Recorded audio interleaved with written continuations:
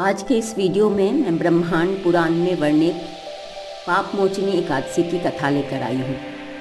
एक बार युधिष्ठिर महाराज श्री कृष्ण के पास जाते हैं और उनसे पूछते हैं कि चैत्र मास के कृष्ण पक्ष में आने वाली एकादशी का क्या नाम है और इसकी महिमा क्या है और इस एकादशी व्रत के धारण करने से किस तरह के फल की प्राप्ति होती है।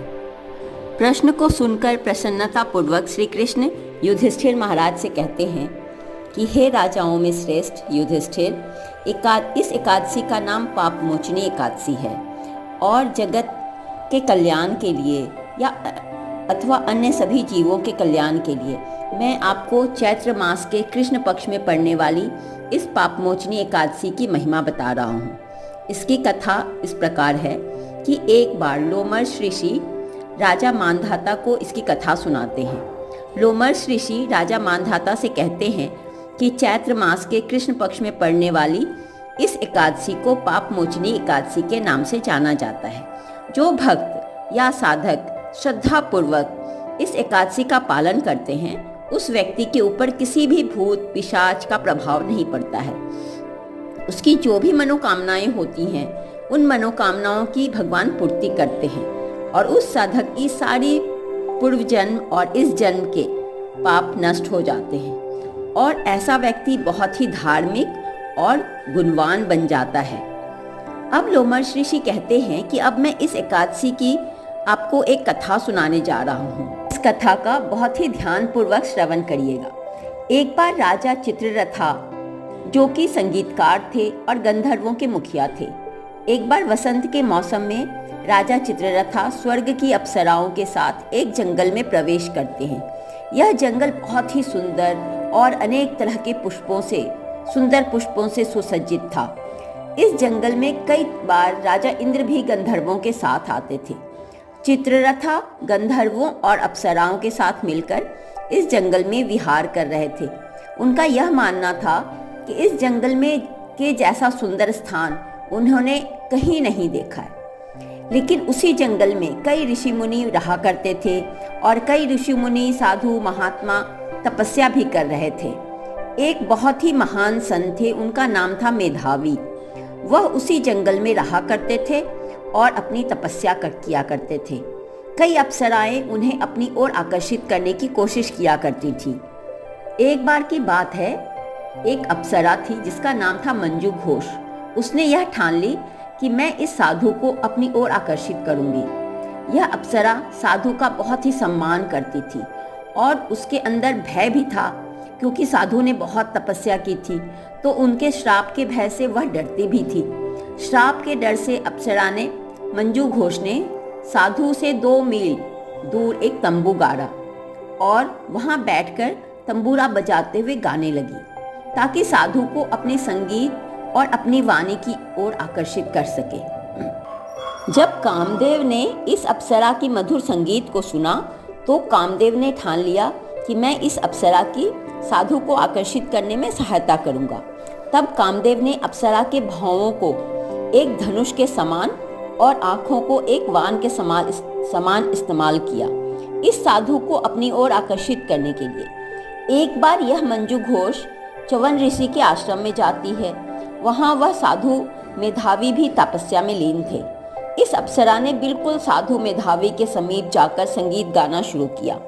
संगीत के साथ साथ अप्सरा के घुंघरू और चूड़ियों की आवाज से साधु मेधावी ने आंखें खोल ली और साधु अप्सरा को देखकर ही समझ गए कि वे मेरा संग करना चाहती हैं। तुरंत ही अप्सरा तेजी से आकर उस साधु का आलिंगन कर लेती है, जैसा कि एक कमजोर लता किसी मजबूत वृक्ष का आलिंगन करती है। इस अप्सरा से आकर्षित होकर साधु मेधावी अपनी तपस्या का त्याग कर देते हैं और इस अप्सरा के साथ मंजू घोष के साथ भ्रमण करने लगते हैं। एक दिन अप्सरा को विचार आता है कि इस साधु का आकर्षण मेरे प्रति बहुत ज़्यादा बढ़ता जा रहा है। तब वह अप्सरा कहती है कि मैं अपने घर लौटना चाहती हूँ, कृपया कर मुझे जाने की अनुमति दीजिए। तब साधु मेधावी सुनकर कहते हैं कि अभी तो आप आई हैं, मैं आपको अनुमति नहीं दे सकता। अप्सरा मंजू घोष साधु के श्राप के डर से इस बात को मान लेती है और फिर उनके साथ रहने लगती है। लेकिन तब तक यह अप्सरा 57 साल 9 महीने और 3 दिन व्यतीत कर चुकी थी। कुछ दिनों के बाद फिर वह साधु से कहती है कि मुझे अब अपने घर जाने की अनुमति दीजिए, मुझे अपने घर जाना चाहिए। तब साधु मेधावी कहते हैं कि बस एक रात और रुक जाओ, कल सुबह मेरे पूजा पाठ करने के बाद तुम निकल जाना। तब अप्सरा कहती है कि नहीं, मुझे तो अब अपने घर जाना ही चाहिए।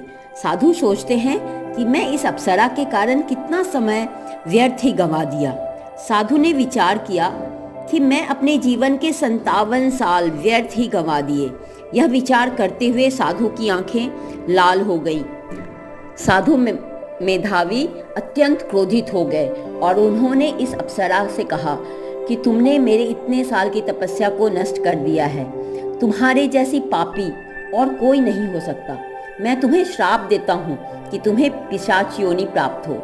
जब मंजू घोष ने इस श्राप को सुना तो वह फूट फूट कर रोने लगी और विनम्र होकर साधु के चरणों में गिरकर क्षमा मांगने लगी।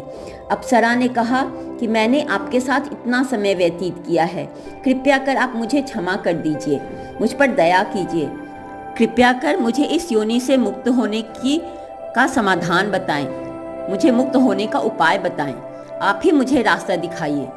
तब मेधावी मुनि सुनते हैं और कहते हैं कि अगर आप चैत्र मास के कृष्ण पक्ष में पड़ने वाली एकादशी का अगर श्रद्धा पूर्वक पालन करेंगी तो किसी भी प्रकार के पिशाच योनि, असुर योनि से आपको मुक्ति मिल जाती है। इस तरह साधु मेधावी ने अप्सरा को समाधान दिया और फिर वे अपने पिता च्यवन ऋषि के आश्रम में गए। उनके पिता उन्हें कहते हैं कि आपने बहुत ही जघन्य पाप किया है। उस अप्सरा का संग करके आपने अपनी सारी तपस्या नष्ट कर दी है। तब मेधावी ऋषि अपने पिता से इसका समाधान मांगते हैं।